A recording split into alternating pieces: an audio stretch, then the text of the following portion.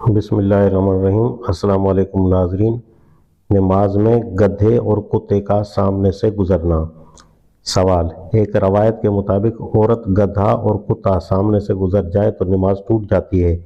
اس کی وضاحت کر کے میری پریشانی و بے اطمینانی رفع فرما دیں گے، شکر گزار رہوں گا۔ جواب: یہ روایت صحیح مسلم کتاب الصلاۃ باب سترۃ المصلی میں ہے۔ اس میں امام مسلم نے وہ پورا مواد جمع کیا ہے سترے کے مسئلے سے متعلق ان کو معتبر سندوں سے پہنچا تھا اور اس کے سارے پہلو ہمارے سامنے رکھ دیے ہیں۔ اس کی کسی ایک روایت کو لے کر کوئی نتیجہ نکال بیٹھنا صحیح نہیں ہے، بلکہ ساری روایتوں پر جامع نگاہ ڈالنے ہی سے آدمی صحیح نتیجہ اخذ کر سکتا ہے۔ اصل بات جو ان احادیث سے معلوم ہوتی ہے یہ ہے کہ نبی صلی اللہ علیہ وسلم نے نمازی کو اپنے آگے سترہ رکھنے کا حکم دیا تھا اور اس کی وجہ سمجھاتے ہوئے یہ بتایا تھا کہ اگر آدمی سترہ رکھے بغیر نماز کے لیے کسی کھلی جگہ کھڑا ہو جائے گا تو عورتیں، کتے، گدھے سب اس کے سامنے سے گزریں گے۔